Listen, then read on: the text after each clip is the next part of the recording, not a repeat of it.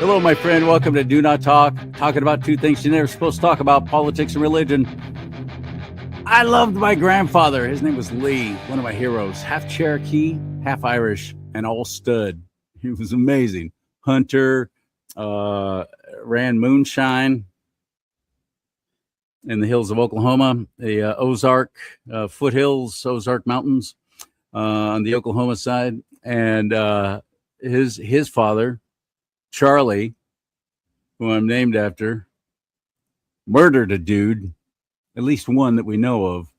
It was over a squabble about a woman, and stabbed him, and killed him.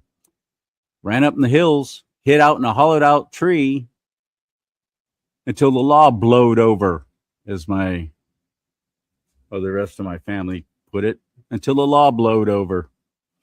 And true story. It's quite a thing to find out about your past. But that was life in Oklahoma and Arkansas, I guess, in the turn of the century and into the beginnings of the 20th century. And especially if you were a Native American, Cherokee Indian, and you get forced to go there, and then they open up the lands, and all these people come rushing in, and they stake their claims. And just, can you imagine what life must have been like? Even 1910, 1920. Can you imagine what life must have been like? What a time. So I bring that up because my grandfather is the one who always taught me, son, don't talk about politics and religion. It's too divisive. Well, I love you, Pop. And I can't wait to see you again in the afterlife when we all get to heaven, what a day of rejoicing that will be. When we all sing Jesus, see Jesus, who will sing and shout the victory. I can't wait to see him again. And both my grandmothers, the grandfather I never knew on my dad's side. Can't wait.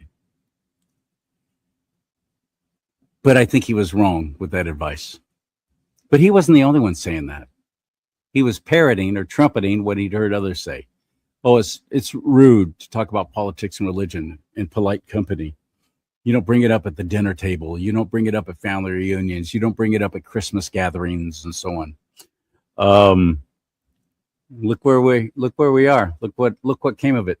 We became the silent majority, and I hate that, and I don't like that. And the media has forced it on us.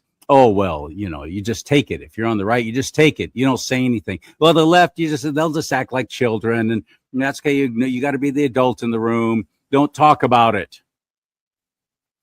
Wrong answer. Completely wrong answer. And I'm done with that. I'm not going to stay silent anymore, and I haven't been for a long time. So I hope you'll join me in that. Speak out. Don't be shy. Say who you are and what you believe in. And stand by it. Pray to the Lord for strength.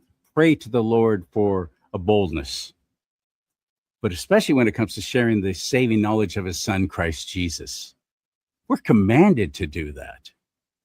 I worked with a guy at Salem Media Group, and it was a Christian company. And I had already been working there like 4 or 5 years at that point, and he certainly knew I was a Christian. And then one time he said something, and I was like, wait a minute, you're a Christian? Yeah.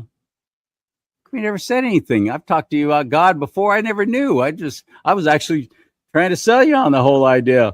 And he goes, well, I know. I just don't believe in wearing my religion on my sleeve. Dude, what did Jesus do? What did he go through? What did the apostles go through? All to let everyone know about the saving knowledge of Christ Jesus, about the plan of salvation through his son. No one comes to the Father except through him. And we're supposed to tell everybody that. Everybody. How do you justify, oh, I don't wear my religion on my sleeve? Well, I just don't think I'm, not everybody's. I don't want to offend anybody. Oh.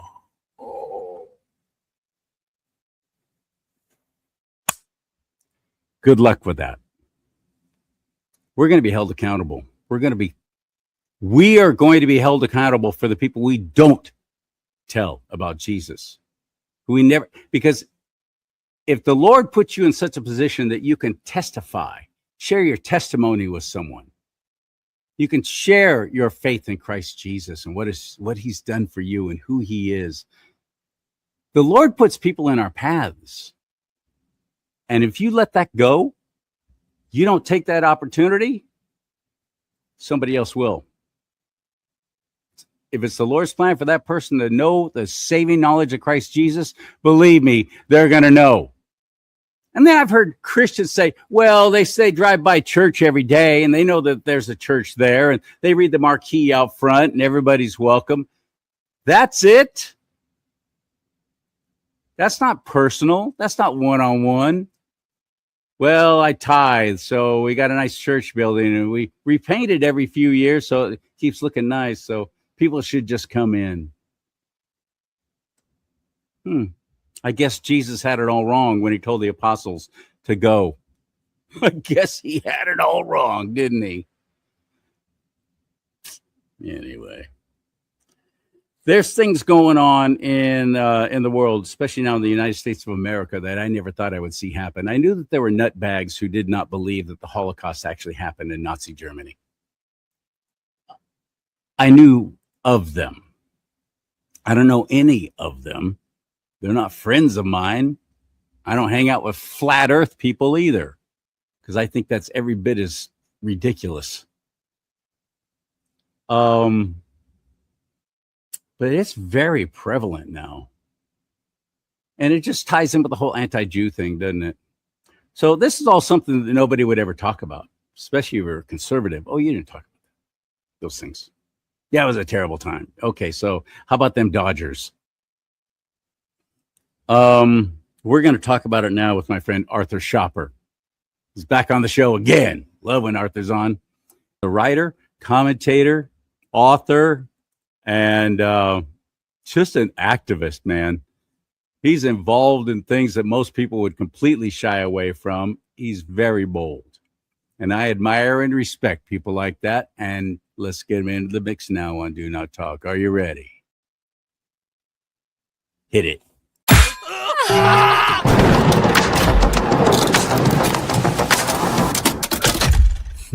Welcome back, stud. Hey, it's good to see you again, CharLee. And how about them Dodgers? How about them Dodgers? Okay. I am a NorCal guy, not a Dodgers fan, but it's just that's what my grandfather was, a rabid Dodgers fan. One of my favorite memories with him was sitting in the front yard. He loved to, after all the work, sit down, have the radio going in the front yard under a shade tree, 2 chairs, him and me sitting there listening to Vin Scully calling the Los Angeles Dodgers baseball games.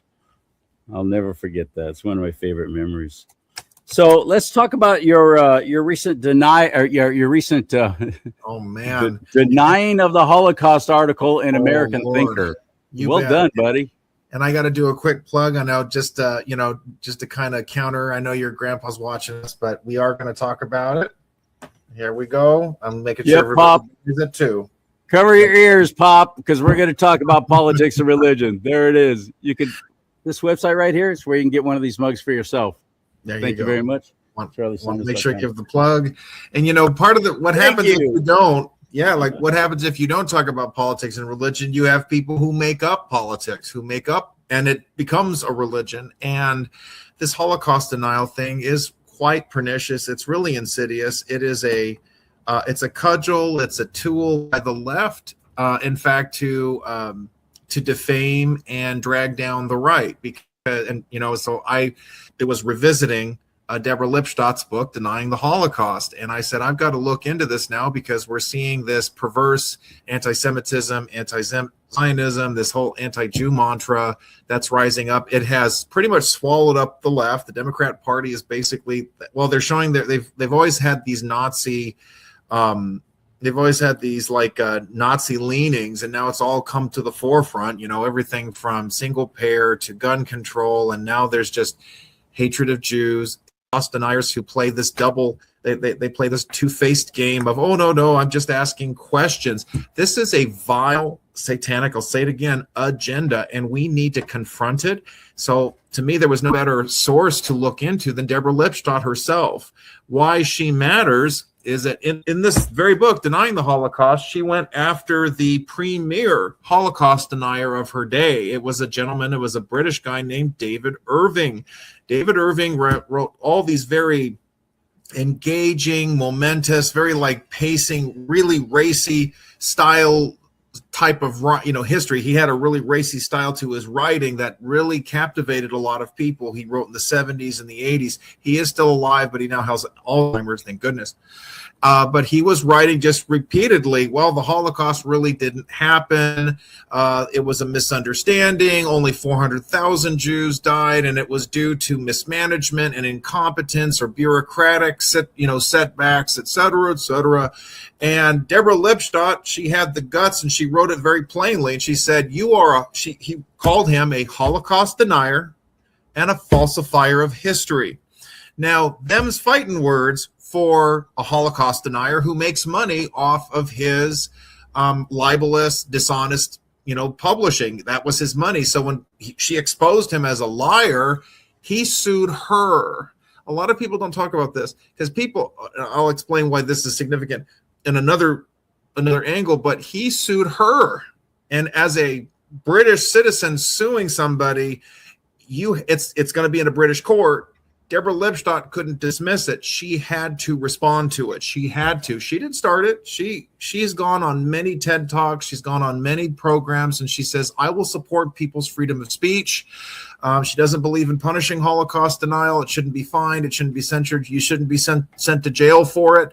But so she was held to answer. She went to court. What's interesting, though, is in that court hearing, she's not the one who took the stand.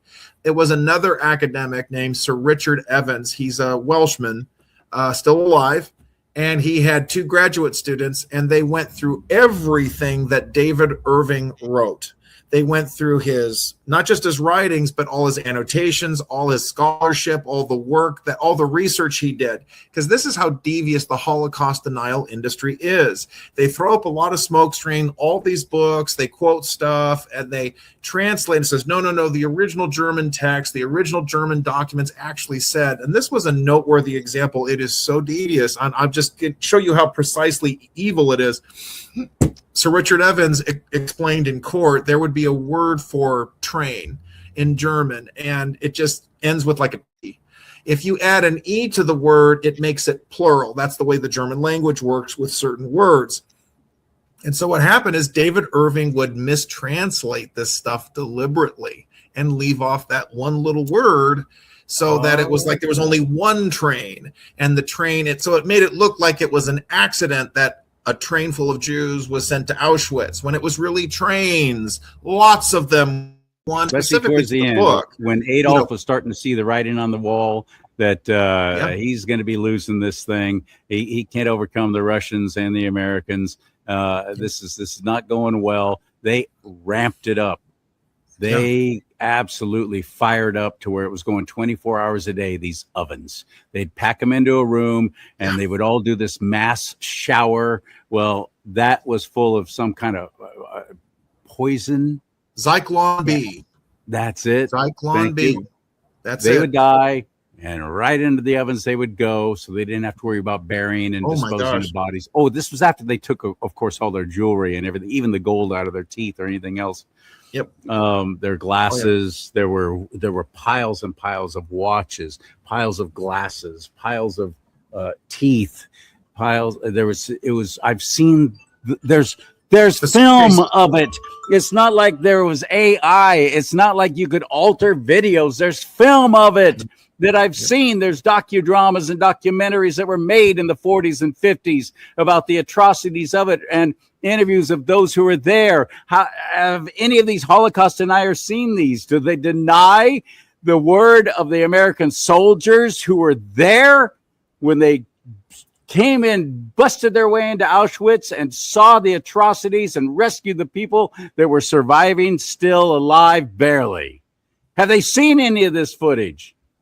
What they will do, Holocaust denial, it's an industry. It's really important. I stress this. Just like we have modern day grifters who are exploiting the assassination of Charlie Kirk and claiming that it was Israel who did it, or the CIA who did it, or Mossad who did it. all it takes is this like inkling of doubt and introducing it into the conversation and going, well, look, I'm not doubting it. I'm not challenging it. I'm just asking questions. We hear that phrase in a mocking sense now. I'm just asking questions. It's like, no, you have a responsibility to get answers. You don't just get to hang out in an atmosphere of ignorance or doubt. You have a responsibility. If you don't know, it's your job to find out. You don't get to just make a public statement and doubt something. I just want to build on the point you made about piles of gold rings, the eyeglasses, the suitcases themselves. There was a French historian, Paul Ricoeur, pointing this out just 10 years later. There was more, like, for lack of a better term, archaeological evidence. I mean, within 10 years, maybe archaeology is the wrong word. That implies like hundreds of years ago or thousands of years, but they continued to uncover more of the contraband that was taken from Jews, Gypsies, Slavic groups, anybody who was targeted. Of course, Jews were the number one targeted group. Let's not diminish that, but it's important. Jewish survivors of the Holocaust, correct people. Don't say 6 million. You need to say 11 million. Don't forget.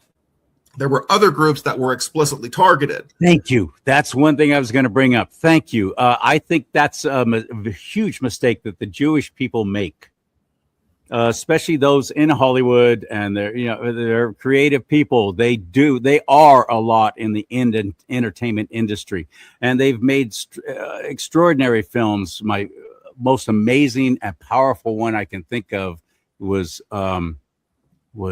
Schindler's List. Oh my goodness. What an amazingly powerful film. And he relied on, and just to interject, he relied on documentation. He was relying on real and actual footage who were running actual historical footage. Yes. Ran the ghettos, who the Nazi Einsatzgruppen going into the ghettos, shooting everybody who didn't leave the ghettos. These are accurate, based on historical evidence. Very important. Just want to interject that.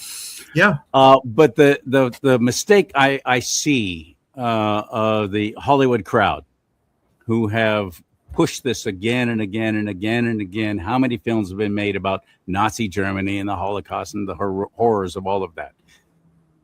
They've ignored the atrocities that have gone on in China, where 6 million, let's talk about 60 million from Mao Zedong, nothing. The cover up for communists. Yeah. Radio silence on any of the communist atrocities, Stalin, all that kind of stuff. Radio silence from the Hollywood crowd.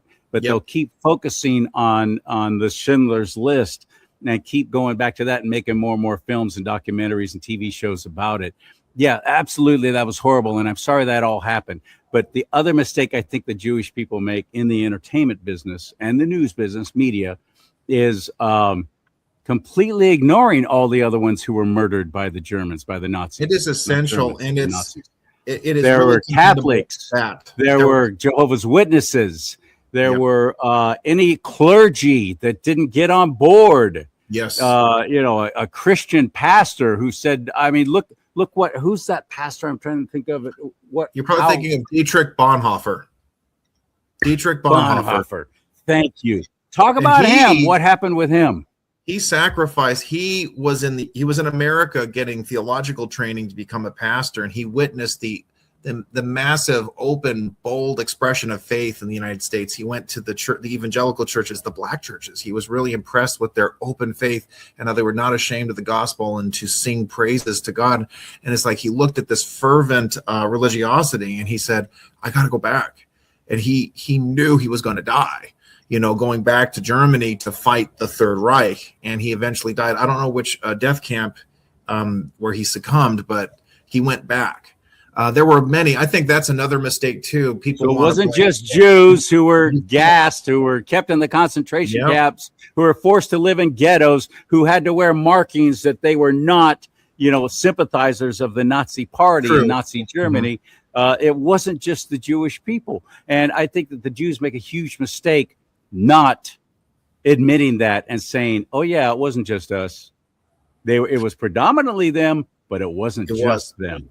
When we talk, the final solution that might bother people. Perhaps if they were more honest about that, maybe people would listen more. I don't know. What do you think? the issue for me is, okay, absolutely, truth must be complete. If you only talk, and this is why I emphasize it, it was very encouraging. It was a Jewish Holocaust survivor that I listened to. This was maybe 7 years ago. She had survived in Slovakia as a child, and she was in the audience correcting people. 11 million. It's so important to tell the whole truth, because everybody wants to cut apart. I don't see it as like a nefarious plot necessarily. We can't ignore the fact that Hitler's number one target was the Jews. It was all Jewry. Yeah. It was all over Mein Kampf.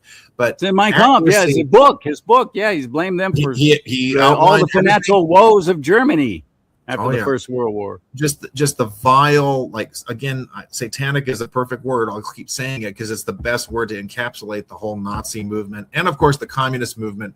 I think, but your point is also well taken regarding just the vile horrors of communism, which far exceeded what the Nazis did. However, for the communists, it was a broad targeting of people based on class, based on economics. But when you have something as satanic as targeting the Jews, this has a clear satanic lineage from Haman, from what I'm trying to, you had what the Amalekites tried to do. This has been a multiple historical attempt to wipe out all Jewry. That's one reason it stands out. The other reason it stands out is that there's more of an emotional connection when it's an ethnic group, that people do remember the Armenians as well. That is far more pertinent, I think, in the public conscience. Enough that Turkey still denies it. Turkey still denies it. Do a movie about that. Nothing. And they should, because and they need to add to the fact that it was an Islamic genocide. But that's because it was towards Christians. Yeah, Islam towards Christianity. Armenians were targeted because they were Christians, and it's still a genocide because they wanted to wipe out them. Adolf Hitler joked about it. Nobody remembers the Armenians. He knew that was a template, a vile template he wanted to follow. But I go back to square one. Here's the thing. The key point of the denial is about attacking Jews, though. I think that's the other reason that it's such a manifest problem. A lot of the communists that are communist sympathizers, they won't even deny the 60 million that were killed. They'll say it was inevitable. That's just the cost of doing business. We want to create a utopia that's perfect for the world, so we're going to lose a couple million here and there. Oh, well. Or they were all evil sympathizers with those vile capitalists. I mean, think about that. You don't hear a lot of communistic denial of these mass killings. Think about that. So that's another issue. I don't know anything about them at all. They don't care, or they justify it. Oh, it was just a statistic. I mean, Stalin didn't hide it. He said, you kill one person, it's a tragedy. You kill a million, it's a statistic. He had no problem wiping out the 18 million in the Holodomor in Ukraine. And here's the other thing too, that these are important questions. Why is it that the Holocaust does get the attention it does versus the others? And there are nefarious reasons. The commies want to cover their tracks. They want to keep pushing for that evil utopia. Karl Marx, a Satanist, there again, I'm saying it. He literally wrote a poem praising Satan. Communism is satanic at its core. Ronald Reagan, a great joke. Communism works in only two places: heaven, where we don't need it, and in hell, where they already got it. There you go. But you have the denialist industry that specifically targets the Jews and their extermination. Deborah Lipstadt, she makes a point about this. She doesn't diminish the loss. Well, actually, this is interesting. I didn't go into this. She actually makes a comment that I didn't explore a lot, but she actually diminishes the Armenian genocide. She says, well, it wasn't really a genocide. It was a mass killing. I'm thinking, sorry, Deborah, you're wrong on that one. That's interesting. I didn't explore that, but it's something I would. For the record, because some people might give me crap, I know Deborah Lipstadt's a liberal. She was appointed to be the head of the Office Against Anti-Semitism by the Biden administration. She was brought before the Judiciary Committee, I think, or the Foreign Relations Committee, and Ron Johnson, to his credit, confronted her for her own defamatory remarks. Going after Ron Johnson for his his more critical views about what happened on January 6th. Lepstadt had said some really incendiary things. She had to apologize. She apologized for those remarks, and that was it. I think this is also important. Another reason why I wanted to explore this is that I think as conservatives, we need to be interested in truth first, no matter who's saying it. We need to be interested in proper scholarship and research, even if they're liberal. If they're saying something that's true, we should be willing to take it in, work with it, and build upon it. So I gave Deborah Lipstadt that grace. She said nasty things about the John Birch Society. I wrote about that in my article. She's wrong. The John Birch Society is a great organization. They're not bigots. They're not haters. They're not anti-Semites. These were falsehoods. Let's not forget Ronald Reagan fell for that, and William F. Buckley did too. They were wrong. So I got all my JBS friends. I'm just saying hello to you all. I be sending this to them too because I want to give them a shout out. But getting back to the core issue that she was talking about, this Holocaust denial thing, it is pernicious. They rely on some very subtle trickery in order to push this. I want to go back to you're talking about the gas chambers. You had a bunch of pseudo scientists and academics. There was one guy. He was an advocate for using gas chambers for execution. And this is a guy who would go around, he would be speaking before committees and saying that, the best way to execute people is to use gas chambers. Now, the reason why is because he was connected to a business and he was making money, getting states to convert their execution practices from firing squads or hangings to using gas chambers. So right away, there's a problem. And this same creep, he was also saying there is no possible way this could have happened. He had some guy, or he claimed, or he went to Auschwitz and he went to one of the bricks and he checked the residue. This is how devious they do this. So he says, well, look, I checked the bricks and, well, there wasn't really a strong stain of Zyklon B. So there's no possible way that it was to kill them. It was just to kill the bugs. It was just to kill insects because they were doing a laundry service. I kid you not. This is the kind of crap that they will push. The delousing, and they'll dress it up in all this nice science, quote unquote. And this was in a court. This had to do with a Holocaust denier in Canada. And so he was in Canada making the testimony, supposed to be a witness for the defense. And you had the judge who was like, do you have any expertise in this science or that science? Do you understand anything about chemical, strains or chemical development? And everything came crashing down. It's like this guy was just an advocate for using the gas chambers to kill people. And he was more of a salesman than he was a scholar. And the whole thing collapsed. Now, and then the verdict was that the guy was found guilty of Holocaust denial. Now, Canada, again, I'll say this, they're wrong. And Deborah Lipstadt, I want to talk about this briefly. She doesn't agree with criminalizing people for Holocaust denial. And now her reason is it gives more attention. Her reason is it inflames it and makes it stronger. Gives them a voice. It gives them a voice. I would even say, and I think that should be the attitude. There should be the larger principle of freedom of speech. The answer to speech is always more speech. It's not to suppress it. It doesn't work. We have some of the most creepy people we see online who have said some really incendiary things. People tried to cancel them and they were able to perk up and make their way elsewhere. On the other hand, you look at allowing people to have their say, Elon Musk letting people say their crazy stuff, their stock starts to diminish because people hear their crap and then people hear the truth. People are able to debunk everything and then they lose all credibility. One of my favorite examples goes back to the USS Liberty incident. Thomas Massey gives the handful of veterans exploiting the suffering of their fellow veterans, and including Mr. Phil Turney, who I think is also a Holocaust denier. Nobody wants to talk about that because he's a veteran. Nobody wants to offend a veteran. But you know what? A lot of people on X, right after Thomas Massey exploited the Liberty incident, they just came on board and said, you're wrong. Here's the truth. There were all these commissions. Here's the evidence. Poof. And the whole thing got shut down, and Thomas Massey is an afterthought. And these veterans, they've pretty much disappeared now. Everybody has just pulled their cover. It's gone. This is why you don't silence people. It only radicalizes them. It only gives them a stronger platform. And Deborah Lipstadt, she understood this. Now, here's the other thing, though, that I thought was so profound when I read her book. She doesn't want to silence Holocaust deniers, but she will not debate them. And I thought this was very interesting. And I wrote about this as well. She says, I'm not debating these people. And she gave a clear, concise set of reasons. She says, same thing. I'm not going to give them a platform. But she went a step further, and she was saying these people are lying. What they're doing is unethical. This is not. I thought this was a profound point that we should all take into account. They're not sharing a difference of opinion. This is not, do I think God exists or not? That's a metaphysical discussion. It goes beyond sense. You have to go into metaphysical issues. They are denying facts. They are ignoring history. Would we tolerate a debate when someone says, well, I don't think George Washington actually existed? Or I think that 2 + 2 = 5. Or Deborah Lipstadt uses this example in one of her TED Talks. I think pedophilia is acceptable, and here's why. No, we're not going to discuss this. No, we're not going to give a platform for something that is so fundamentally unethical and destructive and completely dismisses truth, honor, morality, etc. There is a point where, no, we don't keep discussing this. I think even back to a similar experience when I was at Politicon almost 10 years ago. There was this creepy man in a dress, and he was advertising these coloring books, which were like explicitly naked people, and wanting to give them to children. And I said to him, this is not okay. And his answer was, well, why don't we talk about it? I said, no, we're not talking about this. No, you're not doing this.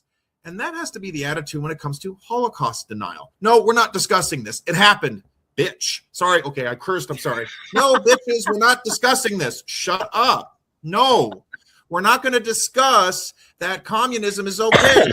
It's not okay. No, that has to be the attitude. And I mentioned it a little earlier. We've got two creepy people who are going to be debating the issue about Charlie Kirk's assassination. This is obscene. This is vile.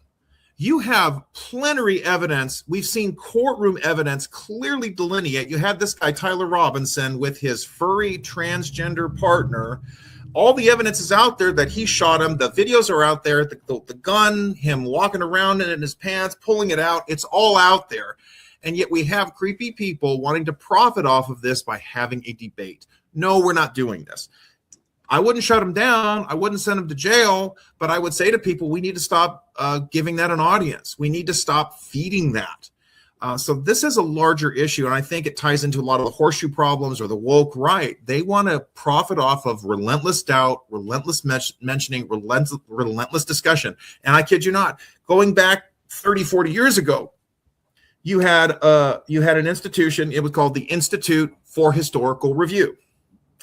Has a nice scholastic name, doesn't it? Sounds really flashy and upbeat and professional. This was a Holocaust denial organization. And part of the reason, sadly, it's a particular interest to me is because it was founded right here in Torrance, California. Kind of a sad thing. The guy who started it, David McCalden, was born in Ireland, but then he came to the United States, settled in California. He founded it right here in Torrance, California. Kind of a sad thing, but the good news is people protested. There was widespread outrage about it, and they eventually fled the city. Very happy about that. It was a profit game. There was like some grift to it. They even put out a challenge. They put out a contest. They said they sent it to all the survivors they could find who survived Auschwitz. And they sent them a challenge and said, we will pay you $50,000 if you can prove that one person died in a gas chamber. One person. So Deborah Lipstadt, she talks about this. This was a fascinating story. So she's not even paying attention to herself. She's giving glory to other people. I'll give her credit for that. Again, close to home, there was a gentleman, Mel Mermelstein. And I write about him in my article. He survived Auschwitz. He was a Ukrainian Jew, or what it would have been called Ukraine, or, that was the ethnicity, even though the borders were all screwed up at the time. He came to the United States, settled in California. He was in Long Beach, pretty close to me as well. And he was one of the people that received this challenge. And he made a bold decision. He says, I'm going to take him on. He says, I'm not sitting one back. Now, he had Simon Wiesenthal, the Nazi hunter. He had told him, don't do this. Don't do it, because there was this idea of you don't want to give them attention. You don't want to add credence to this. But for Mel, he's like, I can't let this go. We can't let them get away with this. It's the same way Deborah Lipstadt, she had no choice. She had to go to court and defend her statement that, yes, indeed, David Irving was a Holocaust denier and a falsifier of history. Now, this was what's so profound about this. It really shows, again, the other devious aspect of this whole Holocaust denial industry. So Mel Mermelstein, human being, he was put under deposition by the lawyers for the Institute for Historical Review. This is how ugly it is. Because think about it, we're human beings, right? So they would question him and say, okay, when did this happen? And what happened here? And what did it smell like? And what did it look like? Hitting him, trying to get precise. What happened here? What happened there? what is it about human memory? It's never going to be perfect. We're not going to remember everything 100%. You see how the game is played. The lawyers can then trip him up and say, okay, well, Mel, you said that you were wearing, it was a blue uniform. But wait a minute, today you're saying it was a green uniform. What's going on here? And that's how the game is played. It is so dirty. It is so ugly. Now, he had a great attorney who... And it's all just to bring doubt, just to put that little seed of doubt into a jury's mind. That is how the game is played. Now, this was so powerful. God bless Mel for doing this, by pursuing this. His attorney was able to make a motion, I think it's for summary judgment. It's not summary judgment, but it's like judicial agreement or judicial review. It's judicial something. I'm so sorry. I'm a little off my kilter on that part. But what he was able to establish is that based on the massive archives, the massive recordings, the massive testimonies, the judge presiding over the case in LA County said, we are going to stipulate as a fact that the Holocaust happened. It became a legal doctrine. That's different. Yes, we have the history books. You can have the evidence. You can have the archives. But when we're talking about questions of law, you have to establish that legal precedent. And Mel Mermelstein did exactly that. And because that was established, it was just a matter of time. IHR, they lost. And in fact, they tried to renege. They tried to avoid paying the $50,000. But they ended up having to pay for it because Mel was able to. The point is, he could give his testimony, and if he was off by one little fact or one little tidbit, it wasn't going to put the whole Holocaust into doubt. That's the point. They were able to play. They were able to push back and overcome the legal games that the IHR tried to do. It is fascinating. It is esteemable. This is a story that isn't getting enough attention. There was a TV movie was made about it, starring Leonard Nimoy. I've never heard of this until Deborah Lipstadt's book, playing Mel Mermelstein. That Holocaust memorial site, it still exists.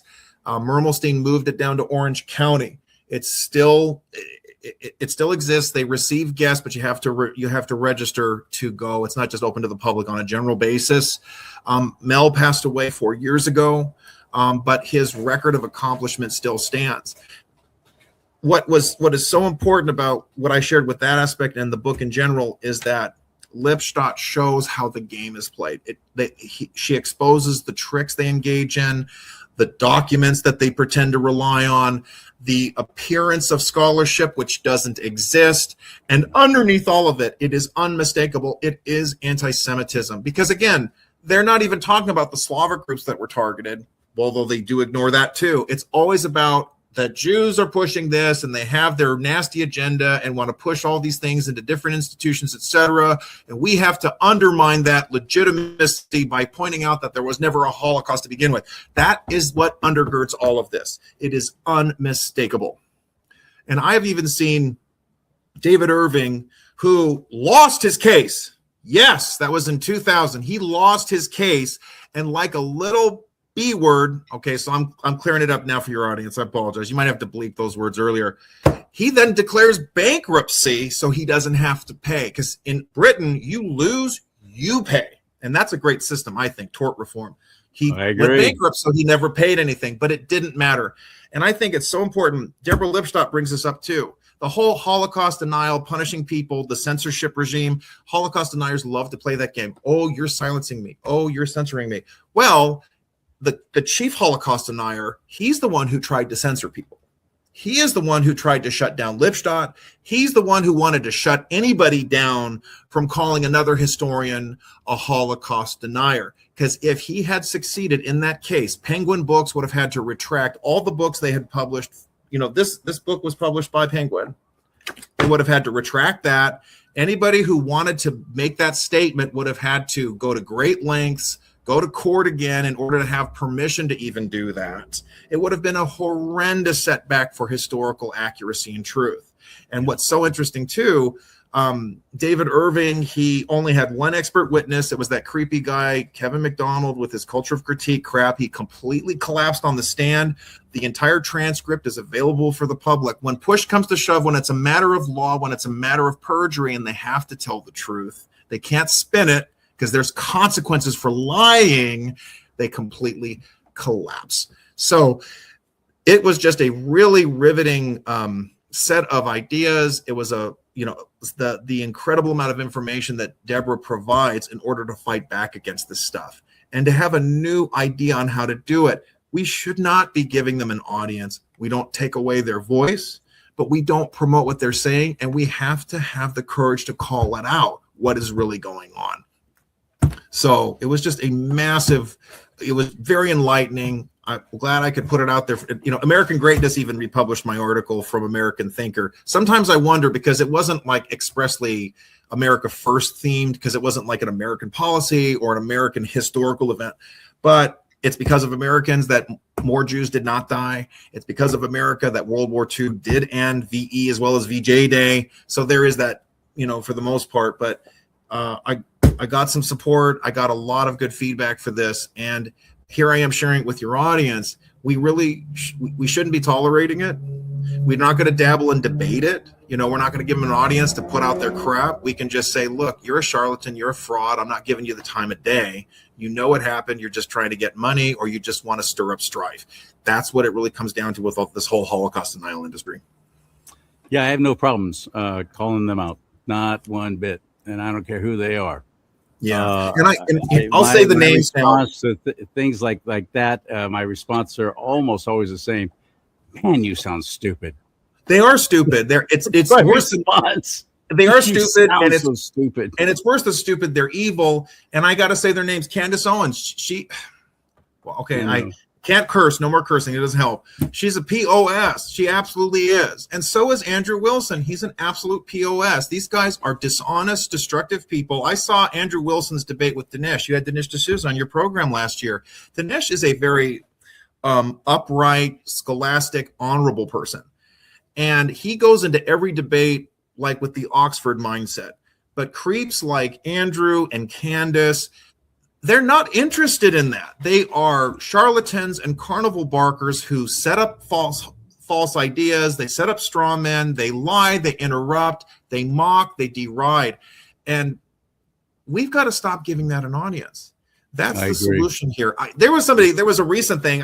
Here, it is in line with this. There's this creep. I'll give him he deserves it because he's getting shame. He's getting ignominy. There's this guy named Dennis Fitoza, Deaf Noodles. I shared a speaking engagement with him initially. Didn't know much about him except that he was like a wannabe groiper. Didn't hear anything incendiary. This was at the end of March at a Hollywood Republican Assembly event. But this guy completely lost the primary. He was running for Congress. He got shut down. He was completely shamed in a debate with Matt Nuclear, an American of Ghanaian descent. Deaf Noodles is like Miriam Adelson. She has dual citizenship, and she's spending millions of dollars in our elections, and she's working for a foreign government and all this stuff. And then Matt simply asked, and then Def goes, and I understand this because, I have citizenship also in Brazil and Italy. And Matt just went nuclear on him and says, wait a minute, you have citizenship in other countries. And how much money have you spent in elections? You are a total hypocrite. And he just blew him up. It was beautiful. And even the other colleagues on the debate, they were like, wow, got him. And it gets worse and better. This same deaf doodle, he was debating Yosef Haddad. God bless him. He is an Israeli Christian. Okay. He's an Israeli Christian. They were having a debate. I think it was called social media advocacy or something. And Def got so mad, he started physically threatening the Israeli, who served in the IDF, by the way. And Def physically assaulted him. The IDF guy pushed his head down to stop him. Def tried to come around and hit him. And then another time he was out in the parking lot, Yosef Haddad. This was all in front of people? And it's on video. I can share it with you. Yes. I got to see that. What? And, this is a good sign in a way. I'm sorry for Yosef Haddad being harmed. He just filed charges, by the way. Fingers crossed. We're going to see a Holocaust denier, groiper, anti-Semite going to jail. Yeah. But you see, this is the culmination point. The Holocaust denial is failing. The USS Liberty exploitation is failing. The anti-Semitism is crumbling. It's so cringeworthy. But people are speaking up. Deborah Lepstadt, she calls them out by name, even though she doesn't debate them. In fact, she even acknowledges that potential hypocrisy. Okay, you all are going to give me a hard time because I'm talking about these people in this book. But we have to point this out because it's being pushed on people, because now you got more people that start to doubt as well. You have everyday ordinary people who start going, wait a minute, you're saying this? Well, wait a minute, I don't understand. Because you have people that they're not nefarious. They don't have any bad, they don't have any negative agendas or anything, but they're not as knowledgeable about this stuff. And they don't know the tricks and the deceit, and then they get caught up in it. And then that's a point I think you brought up a little earlier. You know, how is it that, why is it that people are tumbling into this? We have people who don't have a knowledge of history. You're not hearing stuff being taught how to really analyze or assess historical documents or evidence. What happens if they get one little fact wrong, or if they get a detail wrong? Does that mean you throw everything away? Of course not. Any historian worth his salt. Bernard Bailyn, an excellent academic. He may have been liberal, but you never saw it in his writings. He was a very thorough, conscientious scholar. And he talked about, you know, history is never going to be perfect because we don't live and we don't have like one-to-one correspondent recorded memory of things. But, you know, just because you can't get perfection doesn't mean you throw it away. I mean, look, surgeons cannot get a completely antiseptic surgical theater. So what? Do they go to a sewer and do brain surgery? Of course not. They do the best they can. They can get it to 98, 99, 99.99%. You do the best you can. And the same is true with history. So, I mean, this is just, it's a fascinating topic. Deborah Lipstadt, academics had come to her in the late 80s, early 90s. Would you like to study Holocaust denial? She's like, I don't want to study these people. They're flat earthers. These people are losers. Why should I do this? But she saw how pervasive it was becoming. Oh my gosh, there's so much more. Thank you for giving me the time. Colleges, universities, right? They started to give an audience for this. You had college newspapers that were willing to advertise Holocaust deniers and their own advertisements in the newspapers. And Lipstadt was like, you cannot do that. This is unethical. They are telling you stuff that's not true.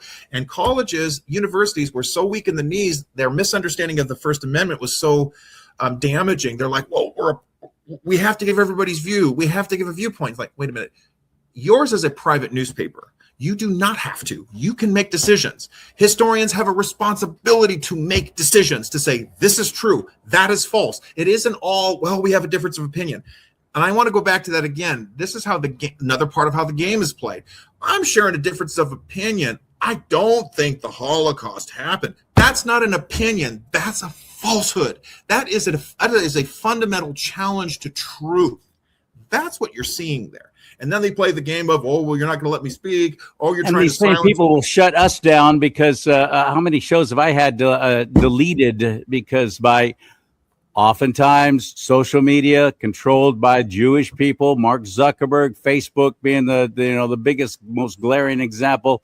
And I've had shows deleted because it's medical misinformation, or because a COVID thing, medical misinformation, because it was election denier. You know, that's not true. We've deleted the show and we're penalizing you. And one more, we're pulling the whole thing. And of course, they ultimately. And what you're talking about, see, Deborah Lipstadt, the double standard. I hate double standards. I'm going to give her the benefit of the doubt because I've never heard her talk about COVID, but her standard would cover you. You have a right to say that the 2020 election was stolen because there's evidence for it. You can make that case. There is the evidence for it. People can say, well, it didn't go to court. Well, the problem was it was not substantive. It was all process related. Oh, you don't have the standing to sue. Goodbye. That's what it was. But there were four. I remember 21 cases went to adjudication and had to do with like bad voter rolls. Illegals were on the voter rolls, or people were allowed to vote who shouldn't have, or there were issues with how the ballot harvesting was done. And in 14 of the cases, the Trump administration actually was vindicated. But the problem with voter fraud is it's already happened. How are you going to look into every vote and get rid of the bad vote? But even if it was totally not, like, if somebody wants to tell me, I'll try to structure this, a different scenario. The election of 1788 was stolen. Now that's totally nuts because the election was pretty much electors. It was a very different system. It wasn't a popular vote. George Washington wasn't elected by popular vote. That's just a fact. So when someone says that, it's patently untrue. However, people should be allowed to say that.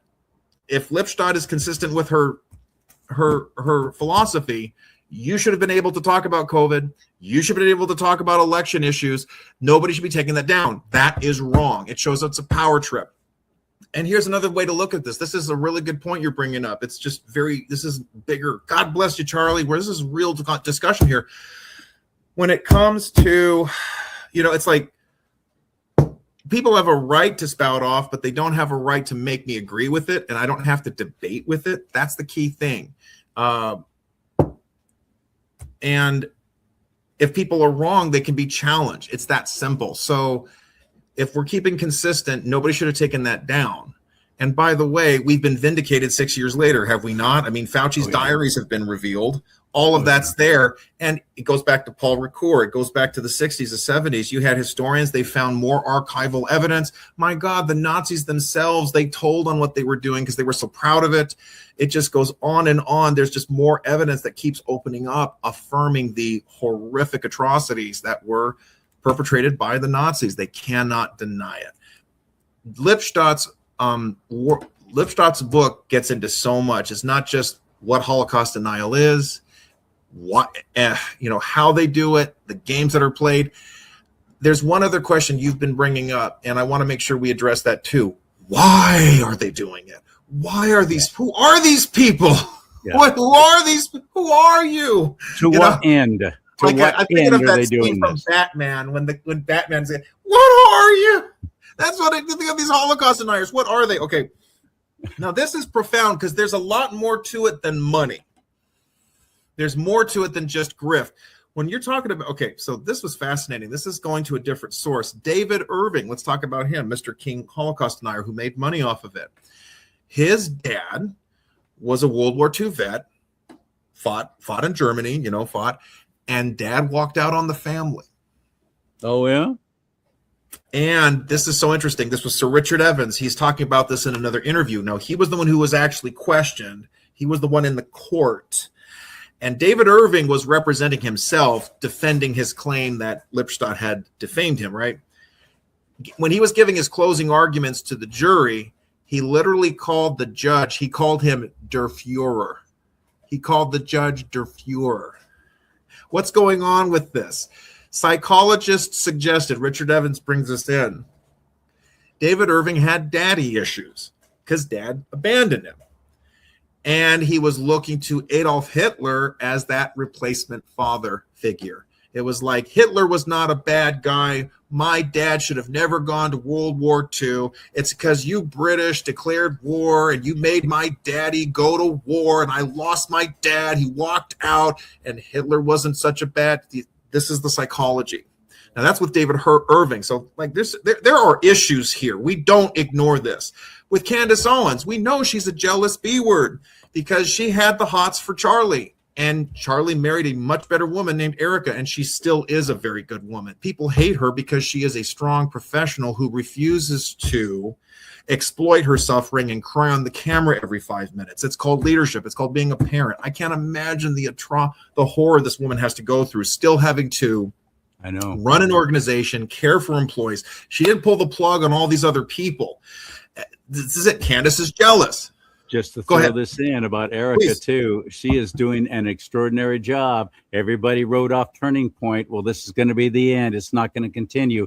But now I'm seeing more and more videos of people like-minded and with the talent like Charlie Kirk had of debating still going on. They're still going to colleges. This new crop of people who have come up who are continuing Charlie Kirk's message and Charlie Kirk's way of reaching an audience and a group of people that we have all written off. Oh, they're all college kids. No, who cares? Well, who cares? You better start carrying. You better start carrying because they're becoming the majority and you're becoming the minority. And they are going to overpower you unless you start circumventing and actually backtracking some of the indoctrination that's been forced into them by some right-thinking people. And Turning Point they're still doing that, and they're growing. They're getting stronger again. That's Erica, man. She's the one doing that, and she deserves a lot of credit. I don't doubt for a second the hardship she's been through, the difficulties, but for her to soldier on, and this is this is a gotcha. She's thinking about the country. The evil guy wins if they shut everything down. The whole point was to stop TPUSA, and they have failed to do that. And the same is true, like Simon Wiesenthal, his quote, "Hope lives when people remember." Hope lives when people remember. That's at UC Irvine. I went to UCI. So Simon Wiesenthal, I saw that poster in the Crystal Cove, the student auditorium. And we have to say, because these are the same kids, that all this doubt, this is becoming academic because you got left-wing types. This is another criticism I level at Deborah Lipstadt. She spends a lot of time hammering the right. I wonder what she thinks. Now it's the left that has predominantly embraced Holocaust denial, Holocaust revision, neo-Nazism, anti-Semitism, anti-Zionism, all of these anti-Jewish themes. And we have to recognize more, like we see more Jewish people just breaking away from this awful party. I have look at Alan Dershowitz. I mean, this guy voted for Joe Biden. I mean, that was how long he stayed a Democrat, but then he left the party afterwards with Kamala Harris. I don't know who he voted for, but he left the party. We see Jewish Democrats in Michigan. They're going to vote for Mike Rogers because they're not going to vote for a Muslim who wants to blow them up and thinks that 9/11 was deserved. This is what's happening. There's a guy named Shabbos Kesselman, I think. He's an excellent debater. He's become a conservative because October 7th was the turnaround. People need to wake up because, whether Lipstadt is genuinely misinformed or she was pushing, I think she was genuinely misinformed, and it's very sad. A lot of Jews, they have seen. This is a sad fact. Let me explain this because I want you to jump in. I want to hear from you, but the David McCaldens of the world, these are the IHR people, the Will Cartos of the world. They were conservatives. They were populist. They supported this massive crackdown on crime and restore society. It has been a problem that you have people who claim to be conservative. They want to restore the founding principles, but they call themselves populists, and they bring in all this anti-Semitism. They bring in this anti-Zionism. They bring in their Holocaust denial. It was a lot of people on the right. Now they're getting kicked out, or they've been dismissed, or they've gone to the left. David Duke, he supported Ilhan Omar. You had Richard Spencer supported Joe Biden. They went along with Trump because they thought he was going to be a liberal and he was going to be pushing a lot of that nativist nonsense. But being a culturalist is not being a racist. You care about your culture. You care about your country. I got that word from John Cleese, by the way. He says, "I'm not a racist. I'm a culturalist. Some cultures are better than others." Yeah, they are. Oh, yeah, they are. That is not racist. That's evident. That's a fact. And there it is. I went so far. You wanted to say something. Please go ahead. Oh, no. I'm having a great time. You keep on going. Yeah, I mean, this is it. I'll bring it up in a second. Whenever you're on a roll, buddy. Time to go solo. It's like this is so. It is so. Again, it's like what I got from this book was so important. It's like seeing the tracks, seeing the history, she gets the paper trail of what these people do, and we need to be educated about it. And that was my key goal with what I wrote, for American Thinker, and then American Greatness republished it. We can fight this, but we have to have that attitude. Not saying, well, okay, let me hear what your views are and let's talk about it. It's like, no, you're a liar. And I'm not going to listen to your crap, and I'm not going to give you a platform for it.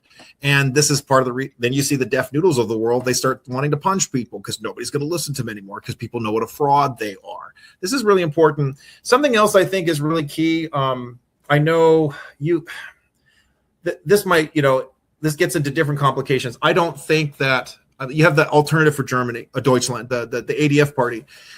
They have said things like, well, we don't think that German people should live under perpetual guilt over the Holocaust. I agree with that. That's not a hateful thing. In fact, it's actually false. It actually falsifies history. If you're blaming German people today for what happened then, you can't do that. That's falsifying history. That actually cheapens history. So they shouldn't be condemned for that. And you've got corporate media in Europe that are trying to cast them as, oh, they're a bunch of neo-Nazis. They're trying to diminish the Holocaust. Not at all. That's not the case. Because also there were many Germans who spoke out. Dietrich Bonhoeffer. One of my most celebrated examples is Sophie Scholl.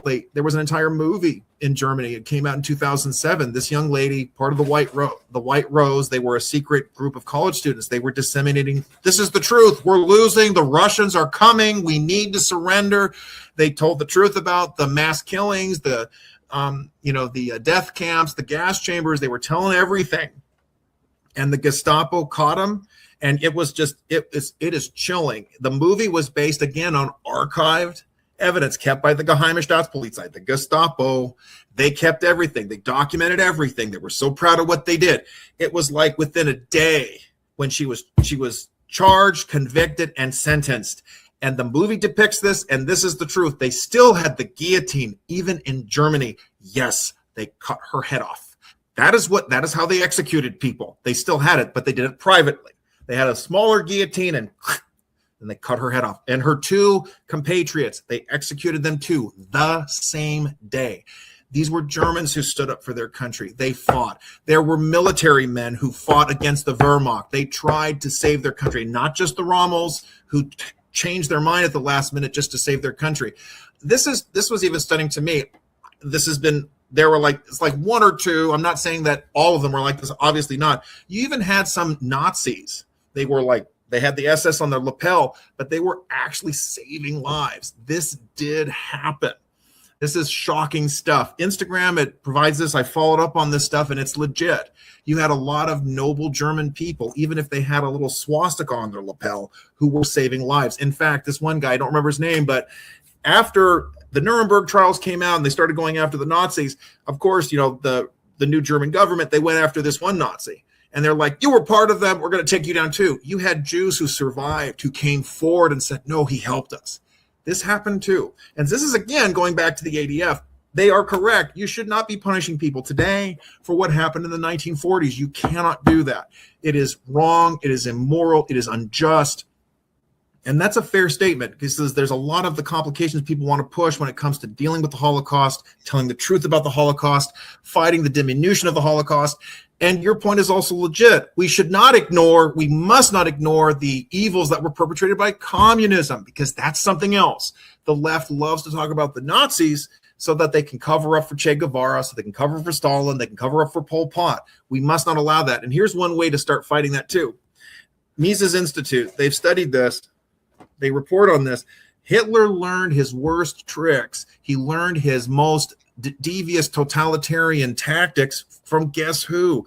From the communists. People have this idea that because Hitler was a National Socialist, that he was like on the other side of the spectrum. That is not the case. Horseshoe theory, it still dominates. The only reason Hitler didn't like commies is because he couldn't call the shots. That's the only difference. But everything he did was, for all intents and purposes, quite communistic. The Jewish people have been so dishonest about the whole dang thing, though, in so many other ways. These Jewish professors, so many of them in all the colleges and universities, teaching that Nazism was far right.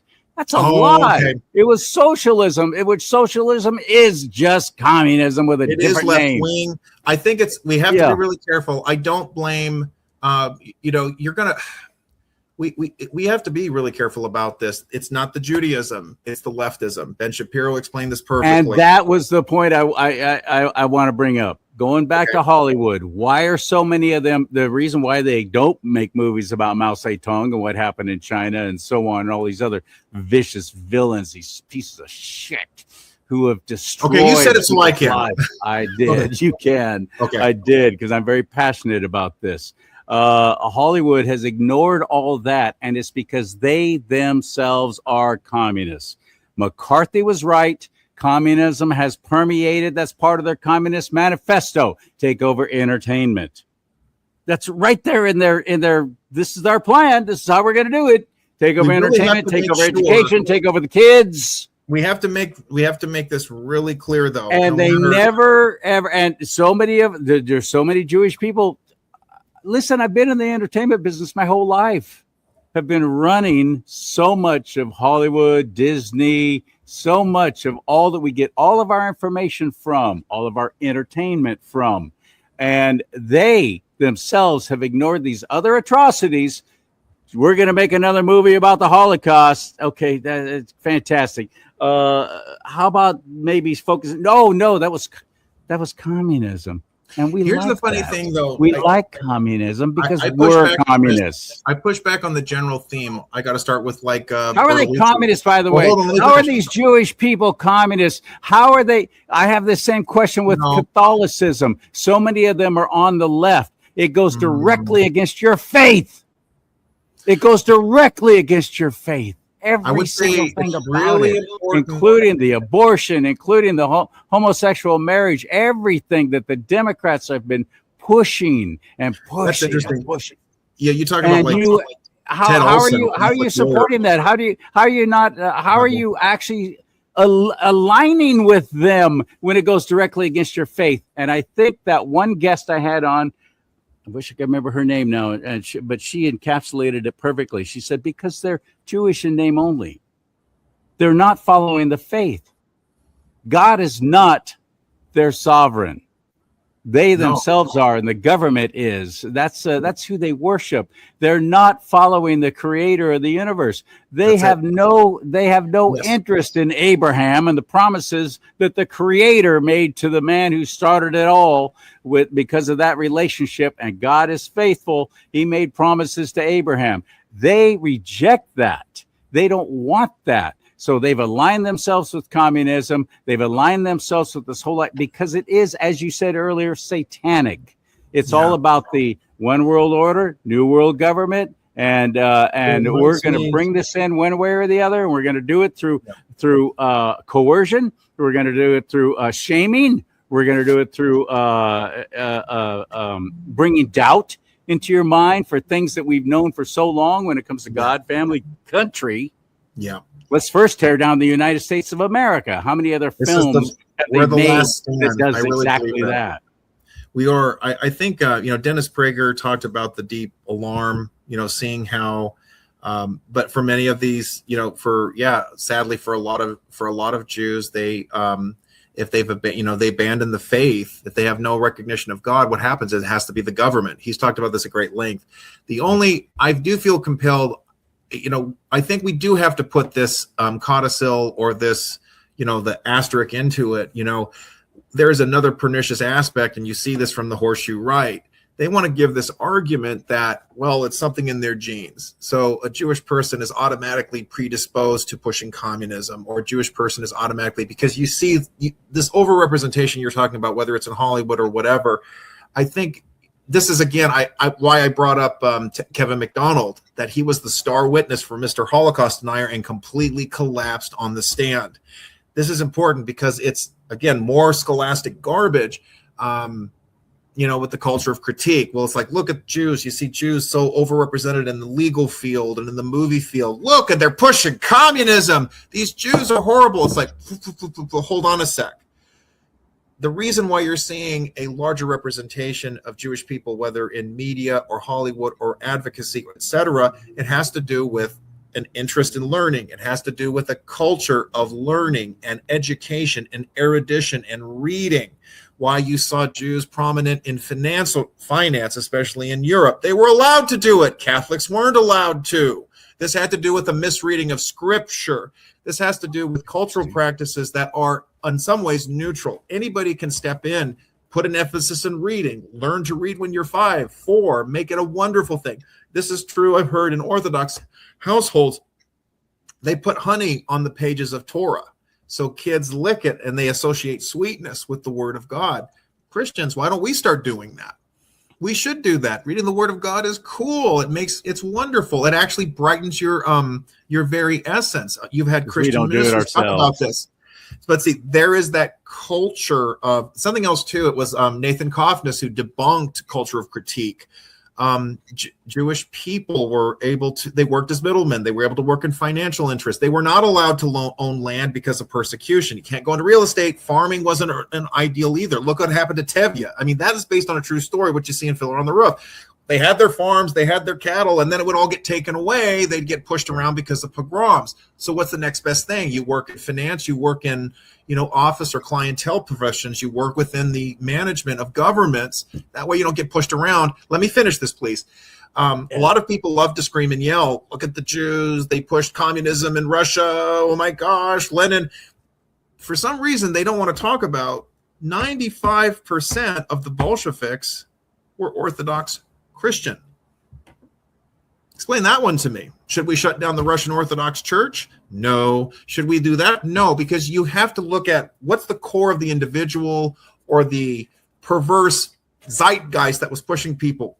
But we've got to really militate. It ain't the flesh. It isn't their genetics. What you're seeing is if you have people who step into a secular milieu and they don't have that moral compass, you're going to see problems. And you have a wonderful group of people that have been blessed by God that have skill sets because of biblical practice, biblical adherence, even if it's been, they ignore the God part, but there's still those there's a secularization, but there's still the erudition of learning, reading, family. You promote somebody at 13, he's a man, he can step into the community. These kind of practices enable people to be more successful. Maybe instead of being jealous and blaming them for all the problems of the world, why don't you pick up a Bible? And what do you try and replicate? Yeah. I mean, what happens when a child turns 13, both the boys and the girls in the Jewish faith? What happens?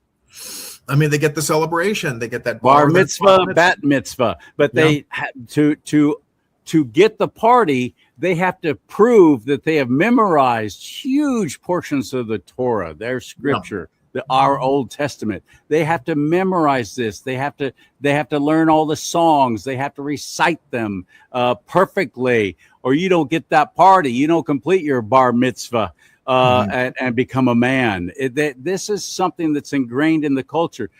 Arthur's absolutely right. Instead of running that down, why don't you try and replicate that? Why don't you do that with the Bible, read it? And this is the thing I say to they say Christ is king, Christ is king. What they're really doing is it's a provocation against Jews. How dare they do that? It's so disgusting. It's so evil.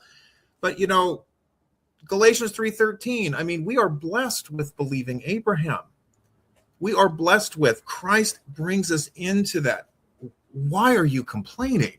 I mean, because it goes to show, again, it goes right back to the Holocaust deniers. They go by lies. They want to blame someone else. They have daddy issues. They're secular. They can say Christ is king, but they're just as bankrupt spiritually as any guy on the street who doesn't even think about God. This is a very important thing we have to push against. And this is another reason why we have to be militant against this Holocaust denialism, the doubt games, the revisionist games. Truth is so important, and it's under attack like never before. We see it incredibly so with all of people can say whatever they want, and there's no fact checking, there's no consequences anymore. So we have to bring that guardrail with our own wisdom, our own discernment. And Deborah Lipstadt's book is a great resource for understanding what Holocaust denial is, how they get away with it, how to push back on it, the resources, and to know what the games they're going to play and how to undercut it. Because going back to that Zyklon B example, it was pretty insidious when you have this death penalty advocate relying on, well, I have this expertise in gas and samples and all this other stuff, and I can read the data, and you're able to look through it all and go, no, you don't, you're lying. You're wrong. You have no information. You have no expertise on this. And the other point, just getting to the specifics about it, well, there was only a trace of Zyklon B. Well, let's see, after 70 or 80 years, you think it's going to phase out a little. That doesn't mean it didn't happen. You can't, even the logical fallacies that these deniers engage in is just laughable. I would say, I think another big problem is, as long as you have laws on the books that punish Holocaust denial with criminal sanction or fines, you're going to still have this problem. This is a mistake. And, whether it's Jewish advocates or Gentile advocates, this is a mistake. This is not the way to go. You have to let people be stupid. If Deborah Lipstadt, with all of her liberalism, is willing to respect people's freedom of speech, then everybody else should too. It shouldn't be that complicated. Right. Man, well done. And find his story, Arthur's story about the Holocaust deniers in America Thinker, americathinker.com. American Thinker, American Greatness. I can announce today I finally got, into the 21st century. I have a Substack. I have a Substack now, Arthur_Shopper. If you want to post that at some point, that'll just make it easier. Anything on a blog spot, I'm going to start putting it there, especially the articles that we have talked about. You'll find them there too. It's just and people will be it'll be emailed to them. I'm learning how to step into this new technology. Good. That's not really good. I'm not on there. Not yet, at least. So it's substack.com. And then what? How do you find it? Is it like Yeah. a / like Rumble, or how is it? I know. What happened? Oh no. What happened?